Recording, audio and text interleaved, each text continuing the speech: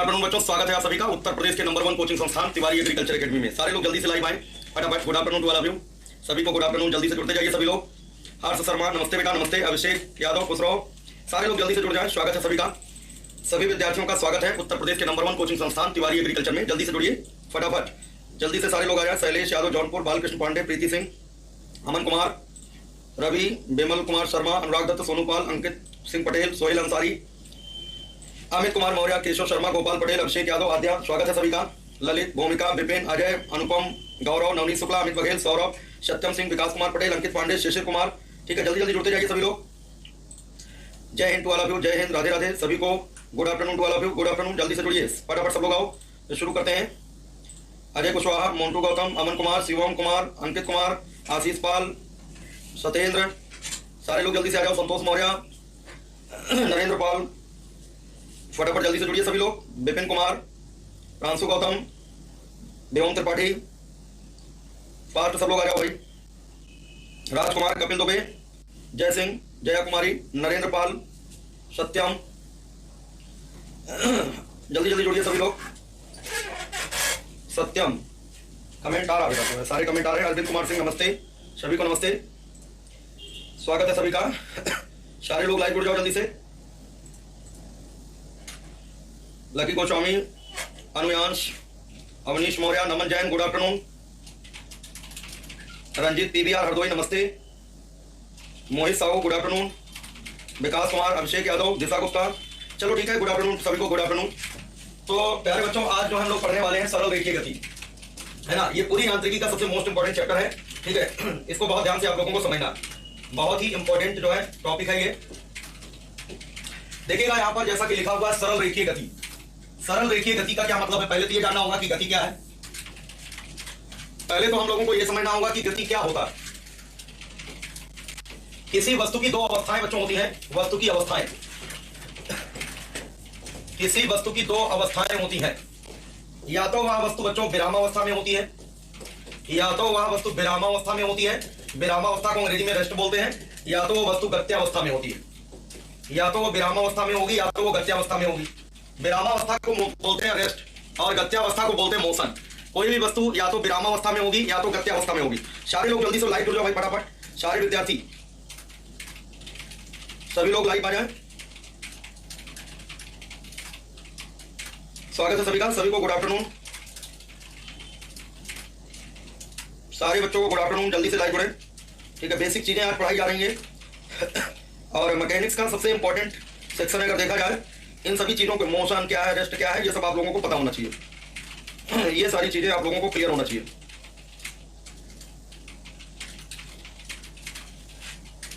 ठीक है। तो जल्दी से सभी लोग जुड़ जाओ, फिर शुरू करते हैं। बीच में आने लगो फिर दिक्कत हो जाएगा। राहुल पाल, नईम मलिक, अभिषेक यादव, स्वागत है सभी का। चलो ठीक है। तो बच्चों, किसी भी वस्तु की दो अवस्थाएं होती हैं, या तो वस्तु विरामावस्था में होगी या तो वस्तु गत्यावस्था में होगी। विरामावस्था को अंग्रेजी में बोलते हैं रेस्ट और गत्यावस्था को बोलते हैं मोशन। वस्तु की दो अवस्थाएं पॉसिबल है, या तो वो रेस्ट में होगी या तो मोशन में होगी। अब बच्चों, विरामावस्था का क्या मतलब है। अगर कोई वस्तु समय के सापेक्ष अपनी स्थिति को ना बदले, मान लो ये वाई अक्ष है और ये मान लो एक्स अक्ष है, ये एक्स एक्सिस है, ये मान लो वाई अक्ष है। कोई भी वस्तु है, ये मान लो ए पॉइंट पर है, कोई भी वस्तु है मान लो ए बिंदु पर है। किसी समय देखा गया वो पॉइंट ए पर रही, कुछ समय के बाद देखा गया फिर भी वो ए पॉइंट पर, थोड़े समय के बाद फिर देखा गया फिर भी उसी ए पॉइंट पर। अगर कोई भी वस्तु समय के सापेक्ष अपनी स्थिति को परिवर्तित ना करे, जहां उसकी लोकेशन है वही लोकेशन उसकी बनी रहे, तो ऐसी अवस्था को बोलते हैं विरामावस्था।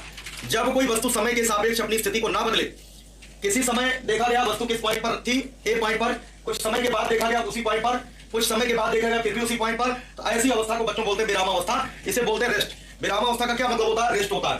अगर बच्चों किसी समय वस्तु ए पॉइंट पर और कुछ समय पर बाद जो है बी पॉइंट पर पहुंच जाए, और कुछ समय के बाद सी पॉइंट पर पहुंच जाए, और कुछ समय के बाद डी पॉइंट पर पहुंच जाए। अगर कोई वस्तु समय के सापेक्ष अपनी स्थिति को बदले, कोई भी वस्तु समय के सापेक्ष अपनी स्थिति को बदलती है, तो उसकी अवस्था को बोलते हैं गत्यावस्था। क्या बोलते हैं, उसे गत्यावस्था कहते हैं। तो किसी भी वस्तु की दो अवस्थाएं होती हैं, जैसे हमने पहला पॉइंट बताया विरामावस्था। विरामावस्था में वस्तु समय के सापेक्ष अपनी स्थिति नहीं बदलती है। विरामावस्था में इसमें वस्तु समय के सापेक्ष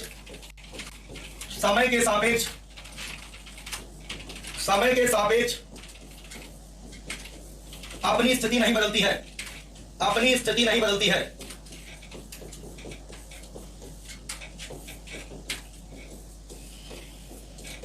वस्तु जो है समय के सापेक्ष अगर अपनी स्थिति को ना बदले तो उसकी अवस्था को विरामावस्था कहते हैं। और दूसरा पॉइंट ये बच्चों गत्यावस्था या गति, जिसको मोशन कहते हैं। ठीक है, जब कोई वस्तु समय के सापेक्ष अपनी स्थिति बदले तो उसकी अवस्था को गत्यावस्था कहते हैं। इसमें समय के सापेक्ष वस्तु अपनी स्थिति को बदलता है। समय के सापेक्ष वस्तु अपनी स्थिति को बदलता है। जब कोई वस्तु समय के सापेक्ष अपनी स्थिति को बदले तो उसकी अवस्था को गत्यावस्था कहते हैं, उसकी अवस्था को मोशन कहा जाता है। तो ये प्यारे बच्चों वस्तु की ये दो अवस्थाएं हैं, स्टेट ऑफ ऑब्जेक्ट।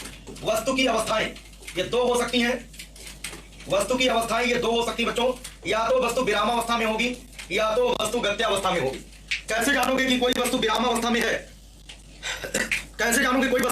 में है? जब वस्तु समय के सापेक्ष अपनी स्थिति ना बदले, जहां पर है वहीं पर बनी रहे, तो ऐसी अवस्था को विरामावस्था कहते हैं। और जब वस्तु समय के सापेक्ष अपनी स्थिति को बदलता जाए, किसी समय कहीं पर हो, कुछ समय के बाद कहीं हो, कुछ समय के बाद कहीं हो, अगर उसकी स्थिति बदलती जाएगी वस्तु की, तो उसकी अवस्था को गत्यावस्था कहते हैं, यानी मोशन कहते हैं। क्या बोलते हैं? मोशन कहते हैं। अब बच्चों इस चैप्टर में हम लोगों को मोस्ट इंपॉर्टेंट चीजें पढ़नी है। क्या क्या हम लोगों को पढ़नी है पहले समझ लीजिए। हम लोगों को बच्चों यहाँ पर देखो दूरी के बारे में अध्ययन करना है, दूरी पढ़ना है। दूसरा पॉइंट बच्चों को विस्थापन, डिस्प्लेसमेंट। दूरी का मतलब होता है डिस्टेंस, विस्थापन का मतलब होता है डिस्प्लेसमेंट। तीसरा पॉइंट बच्चों हमको चाल पढ़ना है, चाल का मतलब स्पीड। चौथा पॉइंट हमको बच्चों वेग पढ़ना है, वेलोसिटी। और पांचवा पॉइंट हमको पढ़ना है त्वरण। इतनी चीजें पढ़नी है। देखो इतनी चीजें इस चैप्टर में जानना है कि भाई दूरी क्या होता है, विस्थापन क्या होता है, चाल क्या होता है, वेग क्या होता है, त्वरण क्या होता है। दूरी को अंग्रेजी में डिस्टेंस कहते हैं, इसको डिस्प्लेसमेंट कहते हैं। इसको बच्चों डिस्टेंस कहा जाता है और विस्थापन को डिस्प्लेसमेंट कहा जाता है।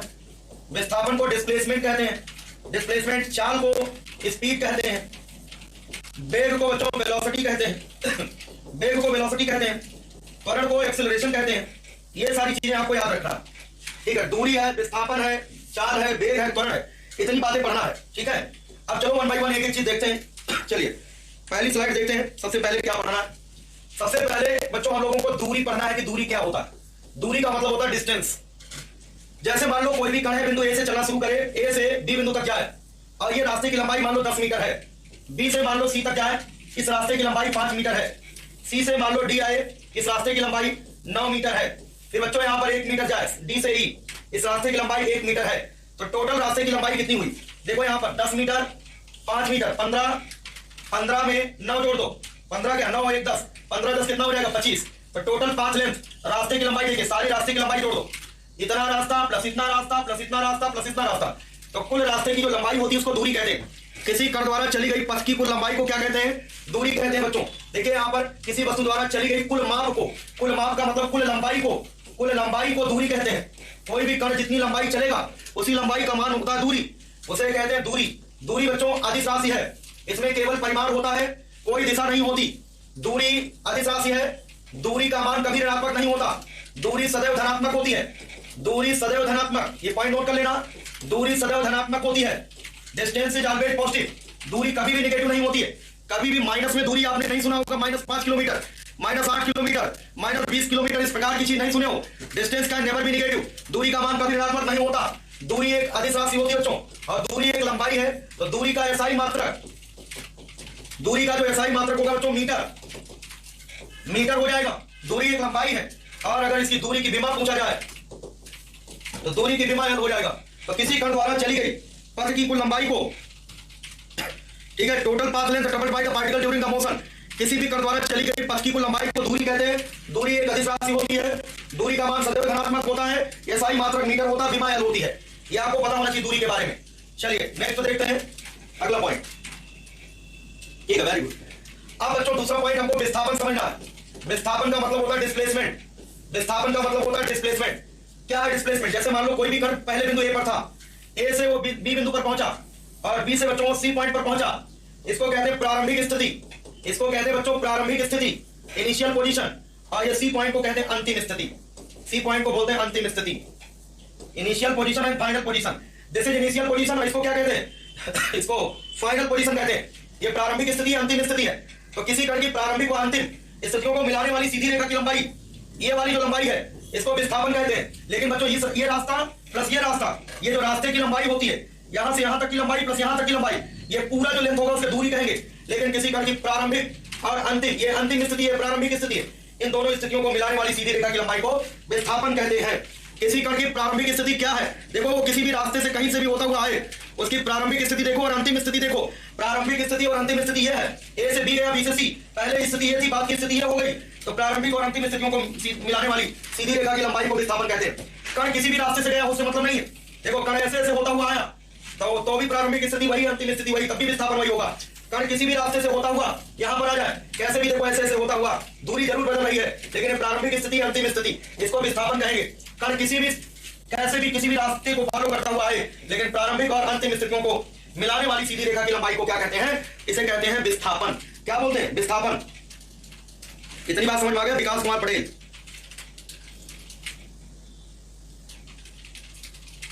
ठीक है बेटा, विकास कुमार पटेल सही है, कोई दिक्कत नहीं। लेकिन जैसा बता रहे हैं वैसे आपको जो है नोट करना है। देखो किसी भी एक निश्चित दिशा में, इससे भी अच्छी डेफिनेशन हम लिख दे रहे हैं, उसको लिख लीजिए। किसी कण की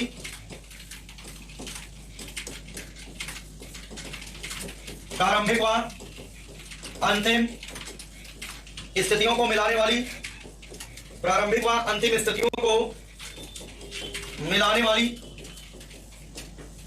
सीधी रेखा की लंबाई को, सीधी रेखा की लंबाई को विस्थापन कहते हैं। सीधी रेखा की लंबाई को विस्थापन कहते हैं। किसी कण की प्रारंभिक व अंतिम स्थितियों को मिलाने वाली सीधी रेखा की लंबाई को विस्थापन कहते हैं। ये भी सही लिखा है, एक निश्चित दिशा में, क्योंकि एक निश्चित दिशा होती है, कण किसी भी रास्ते से होकर के आए, प्रारंभिक और अंतिम स्थिति आपको मालूम होना चाहिए। एक निश्चित दिशा में, इसका मतलब दिशा दे दिया गया, वस्तु की स्थिति में होने वाले परिवर्तन को उसका विस्थापन कहते हैं। ये भी बिल्कुल सही लिखा है। हो सकता है ऐसा मिल जाए आपको एग्जाम में, विस्थापन की डेफिनेशन ये पूरी लाइन लिखा रहेगा। किसी कण की प्रारंभिक व अंतिम स्थितियों को मिलाने वाली सीधी रेखा की लंबाई को क्या कहते हैं? विस्थापन। या एक निश्चित दिशा में वस्तु की स्थिति में होने वाले परिवर्तन को उसका विस्थापन कहते हैं। क्योंकि विस्थापन में एक विशेष दिशा होती है, इसलिए यह एक सदिश राशि है। विस्थापन एक सदिश राशि है, ध्यान रखना, विस्थापन सदिश राशि है। विस्थापन धनात्मक, ऋणात्मक अथवा शून्य कुछ भी हो सकता है। विस्थापन धनात्मक, विस्थापन धनात्मक, ऋणात्मक, विस्थापन धनात्मक, ऋणात्मक अथवा शून्य, विस्थापन धनात्मक, ऋणात्मक अथवा शून्य कुछ भी हो सकता है। विस्थापन धनात्मक, ऋणात्मक अथवा शून्य कुछ भी हो सकता है। विस्थापन का मान धनात्मक भी हो सकता है बच्चों, विस्थापन का मान ऋणात्मक भी हो सकता है, विस्थापन का मान 0 भी हो सकता है। धनात्मक, ऋणात्मक, शून्य कुछ भी हो सकता है। नोट कर लेना, डिस्प्लेसमेंट में भी पॉजिटिव, नेगेटिव और 0। विस्थापन धनात्मक, ऋणात्मक अथवा शून्य कुछ भी हो सकता है। जैसे मान लो बच्चों ये एक्स अक्ष है और ये वाई अक्ष है, इसको कहते हैं मूल बिंदु 0,0। मान लो कण ए बिंदु से चलना शुरू किया और ये बी बिंदु पर पहुंचा, ये प्रारंभिक स्थिति है बच्चों और ये अंतिम स्थिति है। इनको मिलाने वाली सीधी रेखा की लंबाई मान लो 15 मीटर है। तो बोलो भाई विस्थापन कितना होगा? 15 मीटर प्लस का। यहां पर देखिए, अगर ए पॉइंट से चले और बी पॉइंट तक पहुंच जाए तो प्रारंभिक स्थिति ए है और अंतिम स्थिति क्या? बी। तो इन दोनों स्थितियों को मिलाने वाली सीधी रेखा की लंबाई 15 मीटर है कि नहीं है? ये 15 मीटर जो है ये धनात्मक है, डिस्प्लेसमेंट यहां पर पॉजिटिव है। और अगर बच्चों को वापस बी पॉइंट तक जाए और वापस वहीं पर आ जाए, अगर वो वापस उसी पॉइंट पर आ जाए जहां से देखो जहां तक गया, फिर वापस अपने ए पॉइंट पर आ जाए, ए पॉइंट से चला ए पॉइंट पर वापस आ गया, ए से गया बी, बी से वापस आया ए पर, ए से चला ए पर वापस, तो बोलो भाई डिस्प्लेसमेंट, डिस्प्लेसमेंट का मान कितना हो जाएगा? 0। क्यों होगा? क्योंकि प्रारंभिक स्थिति भी यही है और जाकर के वापस आ गया, अंतिम स्थिति भी यही है। जब प्रारंभिक और अंतिम स्थितियां समान हो गई तो इसका मतलब विस्थापन 0 हो गया। तो पहले उदाहरण में हमने कहा डिस्प्लेसमेंट पॉजिटिव हो सकता, दूसरा उदाहरण ये भी है कि डिस्प्लेसमेंट जो है 0 भी हो सकता। अब नेगेटिव का मतलब क्या है? अगर ये वापस दूसरी दिशा में यहां सी पॉइंट तक जाए और ये लंबाई मान लो 10 मीटर है, कितने मीटर है? 10 मीटर। तो इधर का विस्थापन ऋणात्मक होगा। निर्देशांक ज्यामिति में आप जानते हो इधर की दूरियां प्लस और इधर की दूरियां क्या होती? माइनस। तो ए से जब बी गया तो धनात्मक विस्थापन था, बी से वापस ए पर आ गया 0 विस्थापन, लेकिन उल्टे दिशा में जाएगा ए से सी की ओर, तो विस्थापन -10 हो जाएगा। विस्थापन क्या हो जाएगा? माइनस। विस्थापन धनात्मक, ऋणात्मक अथवा शून्य कुछ भी हो सकता है। इतनी बात सबको क्लियर हो गया? डिस्प्लेसमेंट में भी पॉजिटिव, नेगेटिव और 0। ठीक है, ध्यान देना, इंपॉर्टेंट है।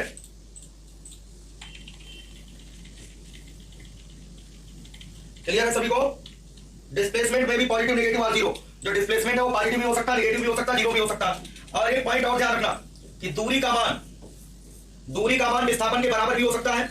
ये नहीं कहने होता है, दूरी का मान विस्थापन के बराबर भी हो सकता है और दूरी का मान विस्थापन से बड़ा भी हो सकता है। दूरी का मान, अभी नोट ना करना इसको, दूरी का मान विस्थापन के बराबर भी हो सकता है और दूरी का मान विस्थापन से बड़ा भी हो सकता है। जैसे जैसे देखो बच्चों, ए पॉइंट से कोई भी पार्टिकल चले और बी पॉइंट पर पहुंचे, ये लंबाई मान लो 10 मीटर है। अगर ए से चले बी पर पहुंचे 10 मीटर लंबाई है, तो दूरी कितनी हो जाएगी? तो बोलोगे 10 मीटर।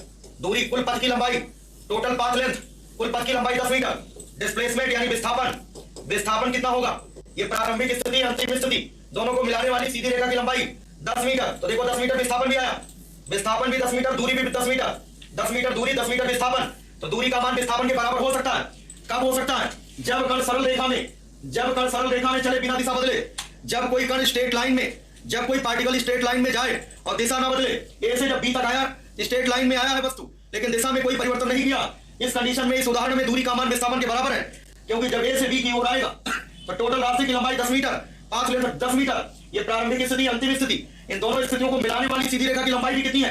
10 मीटर। तो विस्थापन और दूरी दोनों क्या है? बराबर है। अब देखो यहाँ पर एक चीज और समझो, जैसे मान लो ए पॉइंट से चला पार्टिकल और बी पॉइंट तक पहुंचा और ये रास्ते की लंबाई 10 मीटर है, और बच्चों बी पर पहुंच करके वापस अगर ए पर आ जाए, तो अगर पूछा जाए दूरी कितना तय किया, तो 10 मीटर गया, 10 मीटर आया, तो रास्ते की लंबाई 10 + 10 कितना हो जाएगा?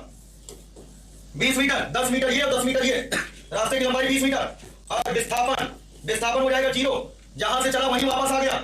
यही ए से चला था, बी गया, बी से वापस ए, तो विस्थापन बच्चों 0 हो गया। यहाँ पर 20 का मान 0 से ज्यादा, इसका मतलब दूरी का मान विस्थापन से बड़ा होता है। दूरी का मान विस्थापन से बड़ा हो सकता है, दूरी का मान विस्थापन के बराबर भी हो सकता है। इतनी बात सबको समझ में आ गया होगा। दूरी का मान विस्थापन के बराबर भी हो सकता है। कब? जब कण सीधी रेखा में चले और दिशा ना बदले, गति की दिशा ना बदले, तो दूरी का मान और विस्थापन का मान दोनों समान होता है। सरल रेखीय गति में बिना दिशा बदले कोई कण गति करता है तो दूरी और विस्थापन बराबर होता है। ठीक है, दूरी का मान विस्थापन के बराबर भी हो सकता है, दूरी का मान विस्थापन से बड़ा भी हो सकता है। ध्यान देना, दूरी का मान, अब ये नोट कर लो यहां पर, दूरी का मान विस्थापन से बड़ा अथवा बराबर होता है। दूरी का मान विस्थापन से बड़ा अथवा बराबर होता है, ये एक पॉइंट इंपॉर्टेंट है। दूरी का मान विस्थापन से बड़ा अथवा बराबर होता है। जिसकी तरफ मुंह खुला होता है वो बड़ा, तो दूरी का मान विस्थापन से बड़ा, अथवा ये चिन्ह लगा बराबर, तो दूरी का मान डिस्टेंस इज ग्रेटर देन और equal to displacement. Distance is greater than और इक्वल टू डिस्प्लेसमेंट। इतनी बात सबको समझ में आया? इतनी बात सभी को समझ में आ गया? ठीक है, डिस्टेंस सही है ना? कोई दिक्कत? किसी को समस्या बताओ भाई। दूरी का मान विस्थापन से बड़ा अथवा बराबर होता है। दूरी का मान विस्थापन से बड़ा अथवा बराबर होता है। अब एक काम करो, इसको 1 से गुणा कर दो। अगर विस्थापन को 1 से गुणा करते कोई फर्क नहीं पड़ने वाला। ये विस्थापन इसके नीचे ले आओ, ऐसा भी लिख सकते हैं, दूरी बटा विस्थापन। दूरी बटा विस्थापन बच्चों, दूरी बटे विस्थापन का मान ग्रेटर देन और इक्वल टू 1, 1 अथवा 1 से बड़ा होता है। दूरी और विस्थापन का अनुपात होता है, दूरी व विस्थापन का अनुपात होता है 1 अथवा 1 से बड़ा। दूरी व विस्थापन का अनुपात होता है या तो 1 के बराबर या तो 1 से बड़ा। और उल्टा कह दिया जाए कि भाई विस्थापन बटे दूरी, विस्थापन बटे दूरी, विस्थापन बटे दूरी क्या होगा? उल्टा हो जाएगा, विस्थापन बटे दूरी। अगर बच्चों विस्थापन बटे दूरी की बात करें, 1 अथवा 1 से कम, विस्थापन बटे दूरी क्या हो जाएगा? 1 अथवा 1 से कम। क्योंकि देखो इसमें दूरी में 1 से गुणा कर दो, ये दूरी इसके नीचे कर दो, विस्थापन बटे दूरी लेस देन, देखो यहां पर इधर बंद रहेगा, विस्थापन बटे दूरी कर दो, विस्थापन बटे दूरी, तो विस्थापन बटे दूरी की तरफ मुंह बंद है, ये बंद है, तो लेस देन और इक्वल टू 1। विस्थापन व दूरी का अनुपात 1 अथवा 1 से जो है कम होता है। क्वेश्चन ऐसे पूछा जाएगा, दूरी व विस्थापन का अनुपात होता है, दूरी व विस्थापन, इंपॉर्टेंट क्वेश्चन चला, दूरी व विस्थापन का अनुपात होता है, दूरी व विस्थापन का अनुपात होता है। तो आंसर है इसका 1 अथवा 1 से ज्यादा, 1 अथवा 1 से अधिक, 1 अथवा 1 से अधिक, 1 और मोर देन 1। दूरी व विस्थापन का अनुपात 1 अथवा 1 से अधिक होता है। उल्टा अगर पूछ लिया जाए, विस्थापन, विस्थापन व दूरी का अनुपात, विस्थापन व दूरी का अनुपात, विस्थापन व दूरी का अनुपात 1 अथवा 1 से कम, 1 अथवा 1 से कम, 1 अथवा 1 से कम, विस्थापन व दूरी का अनुपात 1 अथवा 1 से कम। क्लियर है सभी को? विस्थापन व दूरी का अनुपात 1 अथवा 1 से कम होगा। और दूरी देखो जो बड़ी है, दूरी का मान बड़ा होता है। कभी देखो, कभी दूरी विस्थापन से छोटा नहीं हो सकता, ध्यान रखना, दूरी का मान कभी विस्थापन से छोटा नहीं हो सकता। अगर दूरी और विस्थापन दोनों बराबर है तो अनुपात 1 तो रहेगा। चूंकि दूरी का मान बड़ा होता है विस्थापन से, तो जब बड़ी संख्या को छोटी संख्या से भाग देंगे तो 1 से बड़ा आएगा। और चूंकि विस्थापन दूरी से छोटा होता है, विस्थापन बटे दूरी करेंगे तो कम आएगा। इसलिए हम 2 पॉइंट यहाँ पर नोट करेंगे, दूरी व विस्थापन का अनुपात होता है 1 अथवा 1 से बड़ा, विस्थापन व दूरी का अनुपात होता है 1 अथवा 1 से छोटा। इतना पॉइंट आपको क्लियर हो गया होगा, इतना क्लियर हो गया? ठीक है, विस्थापन एक लंबाई है, विस्थापन एक लंबाई है, इसका मात्रक बच्चों मीटर होता है और इसकी विमा एल होती है, इसकी विमा एल होती है। ठीक है, यह एक सदिश राशि है विस्थापन, ये आपको याद रखना, ये आपको याद रखना। और देखो एक क्वेश्चन नोट करा दे रहे हैं, एक कण आर त्रिज्या के, एक कण आर त्रिज्या के वृत्तीय पथ पर आर त्रिज्या के वृत्तीय पथ पर गतिमान है, एक कण आर त्रिज्या के वृत्तीय पथ पर गतिमान है, तो दूरी व विस्थापन ज्ञात करो। क्वेश्चन नोट करो जल्दी से। ये एक कण आर त्रिज्या के वृत्तीय पथ पर गतिमान है, एक कण आर त्रिज्या के वृत्तीय पथ पर गतिमान है, दूरी व विस्थापन ज्ञात करो। दूरी व विस्थापन ज्ञात करो। इसमें पहला सवाल स्थिति नंबर 1, पहला क्वेश्चन यह है, जब कण एक चक्कर पूरा करे, जब कण एक वृत्त पूरा करे, जब कण एक वृत्त पूरा करे या कण 360 अंश का कोण घूम जाए, कण 360 अंश का कोण घूम जाए, जब कण 360 अंश का कोण घूमे, जब कण एक वृत्त पूरा करे या कण 360 अंश का कोण घूम जाए, तो हमें दूरी व विस्थापन बताना है। 360 अंश का कोण घूमने का मतलब बच्चों क्या है? 360 अंश कोण घूमने का क्या मतलब है? एक चक्कर पूरा करना। 360 अंश कोण घूमने का मतलब एक चक्कर पूरा करना। कण आर त्रिज्या के वृत्ताकार मार्ग पर, आर त्रिज्या के, बच्चों ध्यान देना, यह आर त्रिज्या है, आर त्रिज्या के वृत्ताकार मार्ग पर बच्चों अगर जैसे ए पॉइंट से चले, इस पॉइंट से चले और वृत्तीय गति करता हुआ अगर पुनः ए पॉइंट पर लौट आए, तो हम कहेंगे एक चक्कर पूरा कर लिया उसने, हम कहेंगे एक चक्कर पूरा कर लिया। ए पॉइंट से चले और वृत्तीय गति करते हुए पुनः ए पॉइंट पर वापस आ जाए, तो हम कहेंगे उसने एक चक्कर पूरा कर लिया है, 360 अंश का कोण घुमा है। तो दूरी का मतलब है बच्चों परिधि, ये कितना रास्ता तय करेगा। दूरी का मतलब यही देखो, रास्ते की लंबाई बच्चों, ये जो रास्ते की लंबाई है इसे दूरी कहते हैं। ये जो रास्ते की लंबाई आप देख रही है, इसी रास्ते पर चला ना, ये इसी रास्ते पर चला, इसी रास्ते की लंबाई को दूरी कहते हैं। ये रास्ते की लंबाई दूरी है और ये रास्ते की लंबाई परिधि होती है। दूरी बराबर हो जाएगा परिधि, और परिधि आप सभी जानते हो, परिधि की लंबाई 2πr होता है। जब कण एक चक्कर पूरा करेगा यानी 360 अंश का कोण घूमेगा, तो वह कितनी दूरी तय करेगा? 2πr। और बच्चों विस्थापन जहां से चला वहीं पर वो वापस आ गया, इसका मतलब विस्थापन कितना हो जाएगा? विस्थापन हो जाएगा 0, कोई भी विस्थापन नहीं होगा। जब कण वृत्तीय गति करता हुआ एक चक्कर पूरा कर लेता है अर्थात 360 अंश का कोण घूम जाता है, तो ध्यान देना दूरी का मान परिधि के बराबर हो जाएगा। ये देखो यहाँ पर यही तो रास्ते की लंबाई होगी, ये रास्ते की लंबाई यही बच्चों, ध्यान देना, ये रास्ते की लंबाई है, ये रास्ते की लंबाई, ये रास्ते की लंबाई है। इस रास्ते की लंबाई को क्या बोलते हैं? परिधि। इसकी लंबाई को परिधि कहते हैं। और परिधि जो होती है, परिधि ये जो देख रहे हैं इसको परिधि कहते हैं। और परिधि जो होता है वो 2πr होता है। तो 2πr दूरी जो होगा परिधि के बराबर, जो कि 2πr हो जाएगा। और विस्थापन बच्चों 0 क्यों हो गया? क्योंकि जहां से वो चला उसी पॉइंट पर वापस आ गया, जहां से चला उसी पॉइंट पर वापस आ गया। इसका मतलब विस्थापन कितना हो जाएगा? विस्थापन हो जाएगा 0। विस्थापन कितना हो जाएगा? विस्थापन 0 हो जाएगा। इतनी बात सबको क्लियर हो गया होगा। इतनी बात अगर क्लियर हो गया होगा, आगे बढ़े। हाँ, दूरी जो है परिधि के बराबर होगी, दूरी जो होगी वो परिधि के बराबर होगी। ठीक है, इतना बात समझ में आ गया होगा सबको। जो दूरी होगी वो परिधि के बराबर हो जाएगी। डिस्टेंस जो होगी, डिस्टेंस जो होगी वो परिधि के बराबर। ठीक है, इतना बात सबको समझ में आ गया होगा।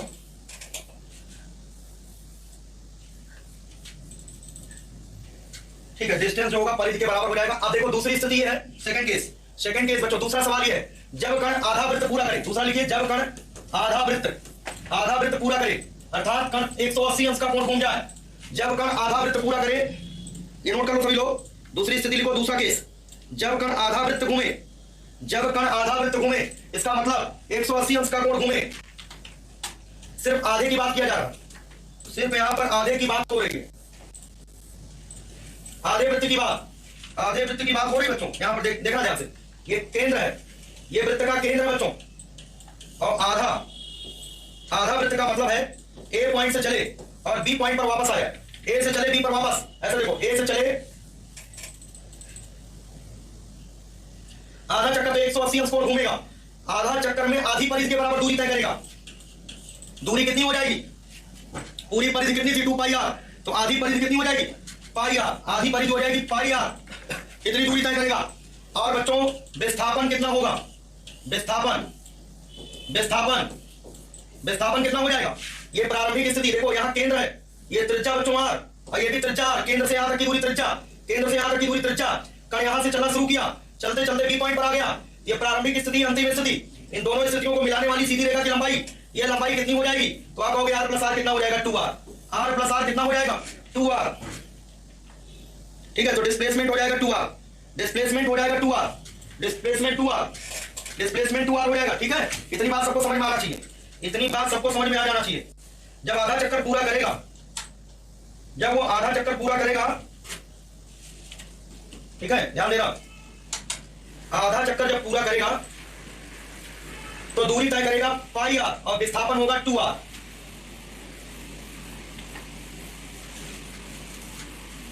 ठीक है, अब एक काम करते हैं, यहां पर चौथाई चक्र की बात करते हैं। चौथाई चक्र, अगर कण चौथाई चक्र पूरा करे,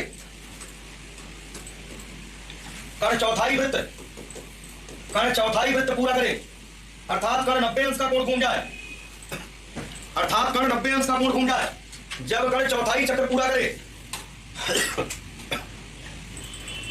ठीक है, जब कण चौथाई चक्र पूरा करे अर्थात 90 डिग्री का कोण घूमे, 90 डिग्री का कोण घूम जाए तो क्या होगा 90 डिग्री का, अगर बच्चों 90 डिग्री का कोण घूमे, ये केंद्र है, यहां से चले ए पॉइंट से बी पॉइंट पर पहुंच जाए, ए से चले बी पॉइंट पर पहुंच जाए, ये त्रिज्या आर है, ओ से ए तक की दूरी आर, ओ से बी तक की दूरी आर, ये भी आर है, ये भी आर है, तो ए से बी तक जा रहा, तो चौथाई चक्र पूरा कर रहा, तो दूरी कितनी तय करेगा, दूरी जो होगा, देखो आधे में पाई आर था, अभी आधे का आधा हो गया चौथाई, आधे का आधा चौथाई, तो दूरी हो जाएगी पाई आर बाई 2, दूरी हो जाएगा पाई आर बाई 2।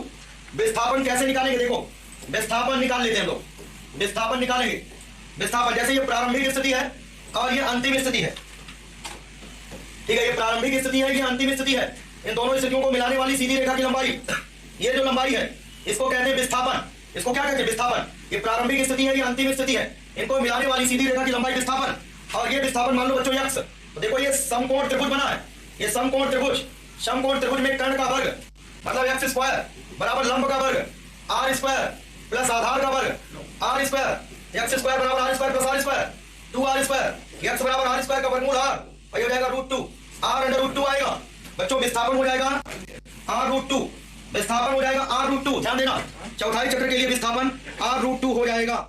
इतनी बात सबको क्लियर है, ओके है,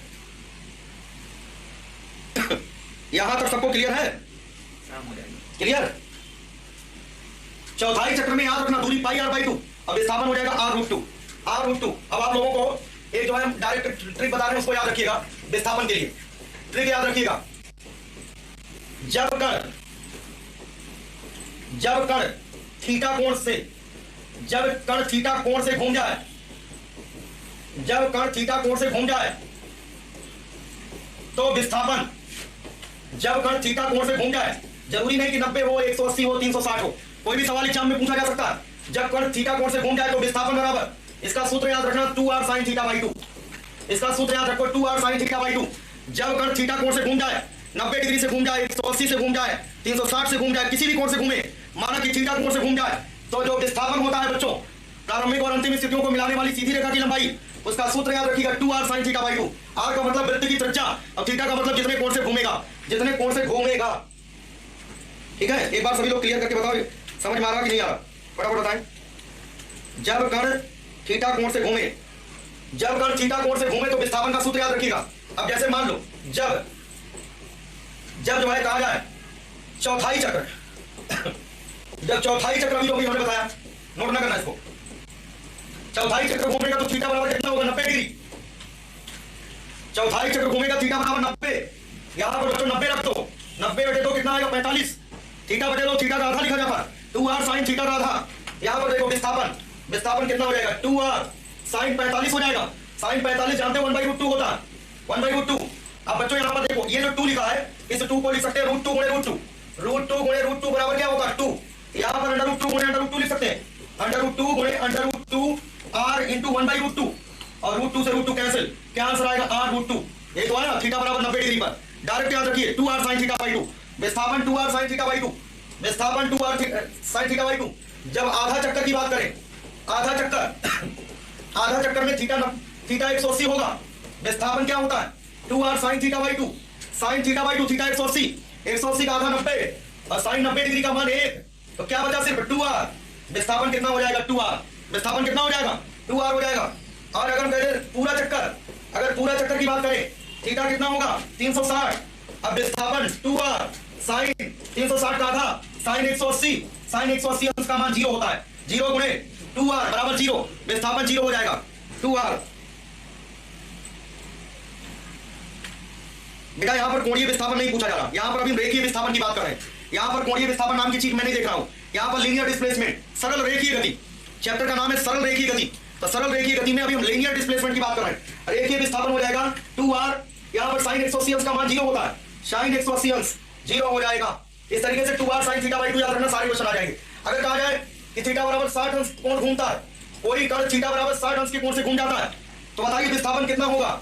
विस्थापन 2r sin 60 अंश, sin 60 अंश, ठीक है, sin 60 अंश ध्यान रखना, सॉरी 60/2 करना पड़ेगा, θ/2 60/2 sin θ/2 होता है। यहाँ थीटा 60 अंश कितना हो जाएगा 2r sin 30 1/2, 2 से 2 कैंसिल, कितना आएगा आंसर बच्चों r।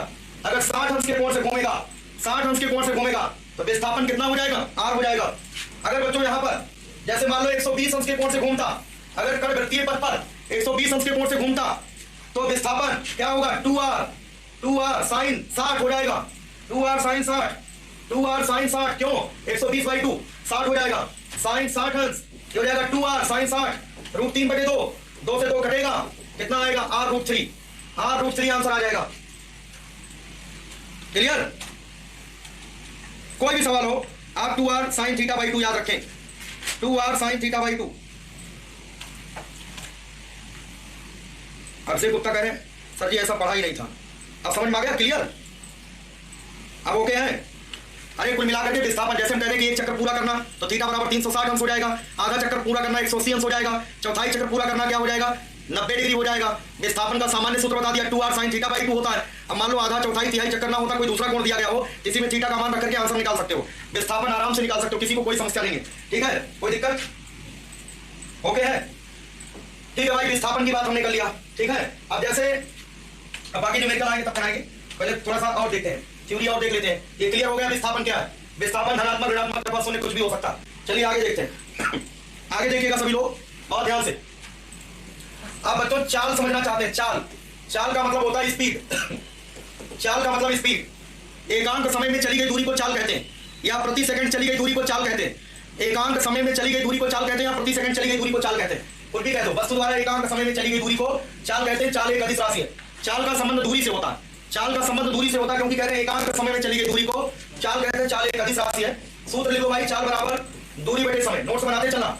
चाल बराबर होता है दूरी बटे समय, चाल बराबर दूरी बटे समय, चाल अदिश राशि है और इसका एसआई मात्रक, यह एसआई मात्रक नोट कर लो। चाल का एसआई मात्रक होता है बच्चों मीटर प्रति सेकंड, मीटर प्रति सेकंड होता है, या कभी कभी ऐसे लिखा होता है ms-1, ms-1 मीटर प्रति सेकंड चाल का एसआई मात्रक। और बच्चों बीमा, चाल की जो बीमा होती है इसका दूरी का यल होता है नीचे t, lt-1, बीमा सूत्र lt-1, चाल बराबर दूरी बटे समय। परिभाषा याद रखना, एकांक समय में चली गई दूरी को चाल कहते हैं। अदिश राशि होती है, चाल का एसआई मात्रक मीटर प्रति सेकंड, और जो है बीमा lt-1। अगर बच्चों चाल यदि चाल किलोमीटर प्रति घंटा में दिया गया हो, यदि चाल किसमें हो किलोमीटर प्रति घंटे में, किलोमीटर प्रति घंटा में हो, तो उसे मीटर प्रति सेकंड में बदलने के लिए, तो उसे मीटर प्रति सेकंड में बदलने के लिए ध्यान देना, बदलने के लिए मीटर प्रति सेकंड में बदलने के लिए 5/18 से गुणा कर देते हैं, 5/18 से गुणा करते हैं। अगर चाल आपको किलोमीटर प्रति घंटे में दिया गया है और उसे मीटर प्रति सेकंड में बदलना है तो 5/18 से गुणा कर देना। जैसे उदाहरण के तौर पर 36 किलोमीटर प्रति घंटा को मीटर पर सेकंड में बदलो, 36 किलोमीटर प्रति घंटा को मीटर पर सेकंड में बदलो। ये किलोमीटर प्रति घंटा में है, इसको मीटर पर सेकंड में बदलना है तो 36 गुणे 5/18 करो भाई, 18 के 18 18 36, 2 बचे 10, 10 मीटर प्रति सेकंड, 10 मीटर पर सेकंड। अगर किलोमीटर प्रति घंटा में दिया गया उसे मीटर प्रति सेकंड में बदलना है तो 5/18 से गुणा कर देना, 5/18। नमन जैन कह रहे हैं 55 डिग्री वाला कैसे निकालेंगे, 55 डिग्री का आपके एग्जाम में आएगा नहीं, ठीक है, 55 डिग्री का आएगा ही नहीं। जो हमने 3 सवाल बता दिया है, 90 डिग्री मतलब चौथाई चक्र, आधा चक्र और पूरा चक्र, यही 3 में से कोई एक आएगा। अगर मान लो कोई दूसरा आता है तो ऐसी आएगी वैल्यू जो आपको पता हो, ऐसी वैल्यू आएगी जो वैल्यू आपको मालूम हो। ऐसा एग्जाम में नहीं आएगा कि आपको वो वैल्यू ही ना पता हो, समस्या हो जाए, वैल्यू निकालने में कठिनाई ना आए, ऐसा आएगा। तो 36 किलोमीटर प्रति घंटा को मीटर पर सेकंड में बदल दिया। ऐसे बच्चों एक क्वेश्चन और देखो, जैसे हम कहते हैं 72 किलोमीटर प्रति घंटा, 72 किलोमीटर प्रति घंटा को मीटर प्रति सेकंड में बदलो, 72 किलोमीटर प्रति घंटा को मीटर पर सेकंड में बदलना है। 72 गुणे 5/18, 18 के 18 18 72, 4 × 5 कितना हो जाएगा 20, 20 मीटर प्रति सेकंड, कितना हो जाएगा 20 मीटर पर सेकंड। अब जैसे हम कहते हैं 54 किलोमीटर प्रति घंटा, ध्यान देना सवाल, 54 किलोमीटर प्रति घंटा है बच्चों, इसे मीटर पर सेकंड में बदलना है। 54 गुणे 5/18, 18 दिया 54, 3 × 15 मीटर प्रति सेकंड, 15 मीटर प्रति सेकंड हो जाएगा। अनुयांश बिल्कुल सही बेटा, बिल्कुल सही बात, ठीक है। डायरेक्ट आप याद रखिए 5/18 से मल्टीप्लाई करेंगे, ठीक है। अब इसी तरीके से यदि चाल मीटर प्रति सेकंड में दिया हो तो उसे किलोमीटर प्रति घंटा में बदलने के लिए, किलोमीटर प्रति घंटा में बदलने के लिए क्या करते हैं, 18/5 से गुणा करते हैं, 18/5 से गुणा करते हैं। ये भी पॉइंट नोट कर लेना। अगर चाल मीटर प्रति सेकंड में दी गई है, अगर चाल मीटर प्रति सेकंड में है, उसे किलोमीटर प्रति घंटा में बदलना है तो 18/5 से गुणा कर देना, 18/5 से गुणा कर देना। जैसे मान लो 10 मीटर प्रति सेकंड है, 10 मीटर प्रति सेकंड को किलोमीटर प्रति घंटा में बदलना है तो 10 × 18/5, 5 दूना 10, 18 दूना 36 किलोमीटर प्रति घंटा, ये किलोमीटर प्रति घंटा में आ जाएगा। या जैसे हम कह रहे हैं 20 मीटर प्रति सेकंड, 20 मीटर प्रति सेकंड को किलोमीटर प्रति घंटे में बदलिए, यहां पर 20 × 18/5, 18/5, 5 × 20, ठीक है, 18 × 72 किलोमीटर प्रति घंटा, याद रखना, ठीक है। अनुयांश, ठीक है, इतनी बात सबको समझ में आ गया होगा। 20 मीटर प्रति सेकंड अगर है तो 20 × 18/5, 72 किलोमीटर प्रति घंटा, इतनी बात सबको समझ में आ गया होगा। ये हमने आपको बता दिया चाल। अब देखो चाल कितने प्रकार की होती है, चाल के प्रकार, चाल के प्रकार समझ रहा है, चाल के प्रकार, चाल कितने प्रकार की होती है। एक होता बच्चों एक समान चाल, एक समान चाल यूनिफॉर्म स्पीड, एक समान चाल एक जैसी चाल। दूसरा होता बच्चों असमान चाल, असमान चाल, असमान चाल। तीसरी चाल होती बच्चों औसत चाल, औसत चाल एवरेज स्पीड। और एक होता ताक्षणिक चाल, ताक्षणिक चाल। ये भी चैप्टर अपने में बहुत इंपॉर्टेंट है। अगर ये चैप्टर समझ में आ गया पूरी मैकेनिक समझ में आ जाएगी। ये चैप्टर समझ में आ गया, समझ जाओ मैकेनिक समझ में आ जाएगी। चाल आप लोगों ने समझा, एकांक समय में चली गई दूरी को चाल कहते हैं। चाल बराबर दूरी बटे समय होता है। एसआई मात्रक मीटर प्रति सेकंड होता है, बेमा एलटी -1 होती है। चाल किलोमीटर प्रति घंटे में है, मीटर पर सेकंड में कैसे बदलते हैं, 5/18 से गुणा करके। मीटर पर सेकंड में है, किलोमीटर प्रति घंटे में कैसे बदलते हैं, 18/5 से गुणा करके। पता है सबको। अब देखो चाल कितने प्रकार की होती है। ये 4 प्रकार की चालें होती हैं बच्चों। एक होता है एक समान चाल, दूसरा होता है असमान चाल, तीसरा होता है औसत चाल और चौथा होता है ताक्षणिक चाल।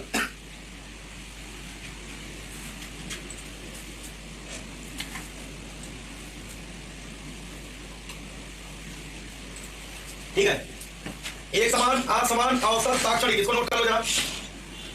नोट हो गया सबका।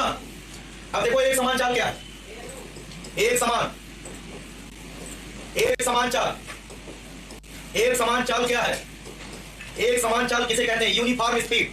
अंग्रेजी में कहते हैं यूनिफॉर्म स्पीड। यूनिफॉर्म स्पीड क्या है, यूनिफॉर्म स्पीड क्लियर है सभी को कि नहीं। एक समान चाल,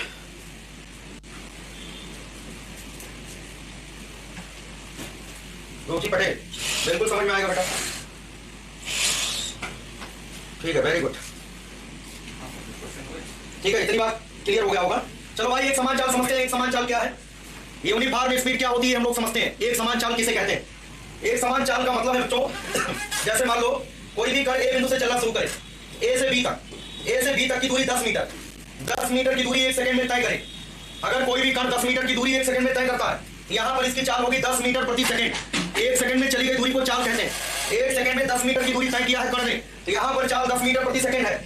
और बच्चों बी से सी तक, आगे ये भी 10 मीटर की दूरी है, बी से सी तक की दूरी भी 10 मीटर है, ये भी 10 मीटर की दूरी तय करने में 1 सेकंड। यहां पर भी चाल 10 मीटर प्रति सेकंड होगी, चाल 10 मीटर प्रति सेकंड। ऐसे बच्चों सी से डी तक की दूरी, सी से डी तक ये भी 10 मीटर है, ये भी 10 मीटर की दूरी तय करने में 1 सेकंड। यहां पर भी चाल 10 मीटर प्रति सेकंड। देखो जो चाल ए से बी में है वही चाल बी से सी में है, वही चाल सी से डी में है। और जब चाल 10 मीटर प्रति सेकंड ही है, ठीक है, ऐसी चाल को बोलते हैं एक जैसी चाल। क्या बोलते हैं, एक जैसी चाल बोलते हैं। तो एक जैसी चाल का मतलब यहां पर भी 10 मीटर प्रति सेकंड, इस अंतराल में भी 10 मीटर प्रति सेकंड, इस अंतराल में भी 10 मीटर प्रति सेकंड। तो चाल यहां पर एक समान है, एक जैसी चाल है। तो जब कोई कण समान समय अंतराल में, समान समय अंतराल में समान दूरियां तय करता है, समान दूरियां तय करता है, तो उसकी चाल एक समान चाल कहलाती है, यूनिफॉर्म स्पीड कहलाती है। जब कोई कण समान समय अंतरालों में समान दूरियां तय करता है, तो उसकी चाल को एक समान चाल कहते हैं। तो लिख लेना, जब कोई कण समान समय अंतराल में समान दूरी तय करे, जब कोई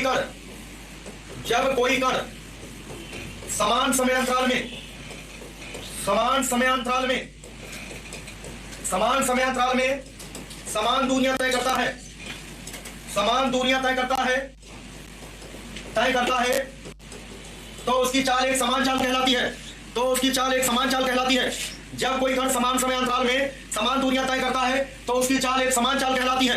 एक समान चाल का मतलब है इक्वल टाइम में इक्वल डिस्टेंस ट्रेवल करने वाला पार्टिकल यूनिफॉर्म स्पीड कहलाएगा, वो यूनिफॉर्म स्पीड से चलेगा। एक समान चाल हो गया। इसके बाद बच्चों असमान चाल का मतलब होता है नॉन यूनिफॉर्म स्पीड। असमान चाल क्या होता है? नॉन यूनिफॉर्म स्पीड किसे कहते हैं? असमान चाल जो एक जैसी चाल ना हो उसे नॉन यूनिफॉर्म कहेंगे।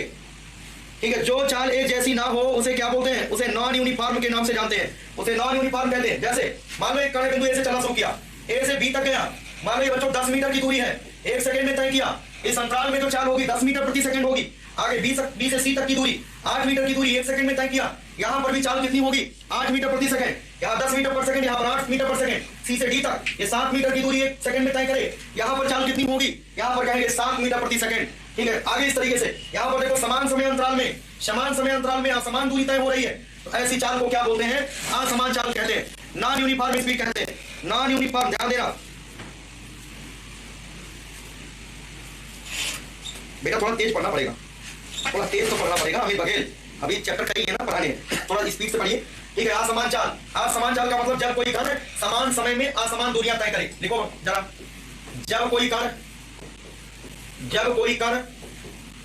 समान समयांतरालों में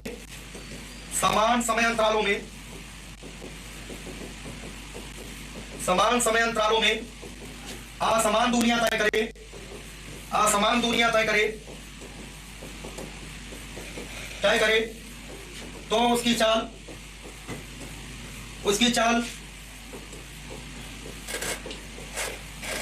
असमान चाल कहलाती है। उसकी चाल असमान चाल कहलाती है।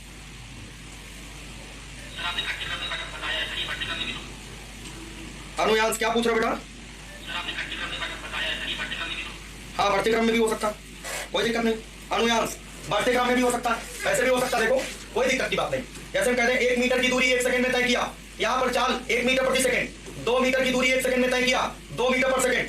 3 मीटर अनुयांश, ठीक है, 3 मीटर की दूरी 1 सेकंड में 3 मीटर पर सेकंड। 4 मीटर की दूरी 1 सेकंड में 4 मीटर पर सेकंड। यहाँ पर देखो असमान चाल है ना, यहाँ पर देखो बढ़ते क्रम में दिखा दिया, कोई दिक्कत नहीं। मिलाकर के डेफिनेशन में हम ये कहते हैं कि सेम समय में अलग अलग दूरियां, वो दूरियां चाहे घटती हुई हो चाहे बढ़ती, उससे कोई मतलब नहीं है।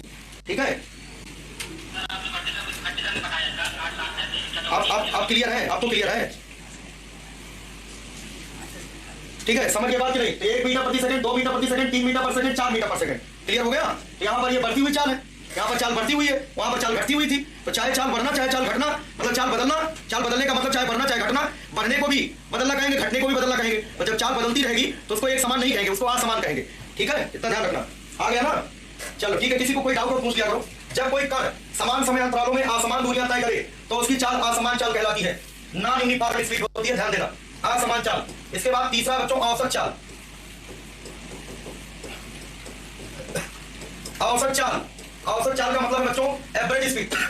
इसको अंग्रेजी में जो है एवरेज स्पीड कहा जाता है। एवरेज स्पीड,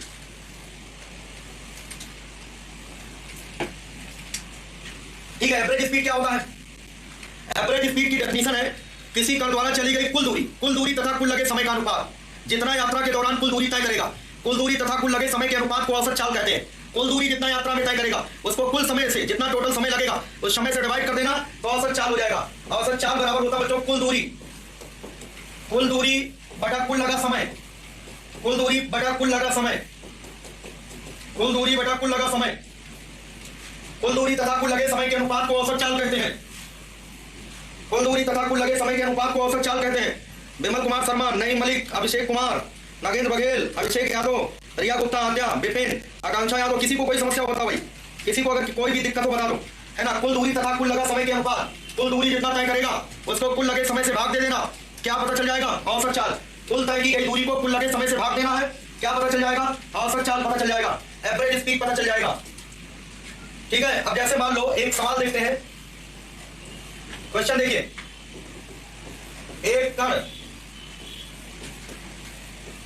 अपने यात्रा की एक कण अपने यात्रा की प्रथम आधी दूरी प्रथम आधी दूरी v1 चाल से वह शेष आधी दूरी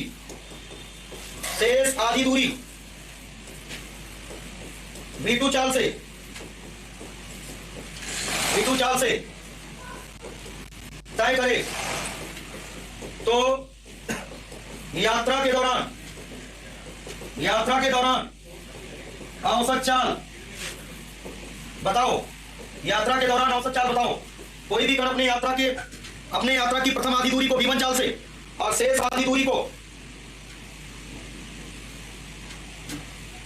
अब इसे क्या दो 360 को फिर से बता दो, मतलब 360 को फिर से बता दे, इसका क्या मतलब है?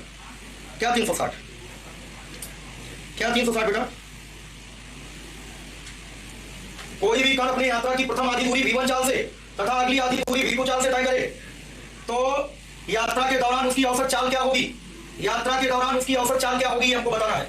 कोई भी कण अपनी यात्रा की प्रथम आधी दूरी v1 चाल से तथा अगली आधी दूरी, देखो मान लो कोई भी कण है, उसकी यात्रा बिंदु A से शुरू होती है और उसकी यात्रा बिंदु B पर समाप्त होती है। किसी कण की यात्रा बिंदु A से शुरू होती है, वो यात्रा बिंदु B पर समाप्त होती है। कोई भी कण अपनी यात्रा की प्रथम आधी दूरी v1 चाल से और अगली आधी दूरी v2 चाल से, तो आधी का मतलब देखो, ये मान लो दूरी x है, तो बच्चों ये भी दूरी क्या होगी? x, क्योंकि यात्रा जितनी हो रही है उसकी आधी दूरी माना x, तो बची हुई दूरी भी तो x ही होगी, आधी होगी। ये दूरी v1 चाल से और ये दूरी जो है v2 चाल से। तो हमें औसत चाल बताना है। औसत चाल, ये आधी दूरी तय करने में मान लो t1 समय लगा, ये आधी दूरी तय करने में t1 समय, और ये आधी दूरी तय करने में कितना समय? t2। प्रथम आधी दूरी तय करने में कितना समय मान लिया हमने? t1, और अगली आधी दूरी को तय करने में कितना समय लगा? t2। और यहां पर चाल v1 है, यहां पर चाल क्या है? v2 है। हमको औसत चाल बताना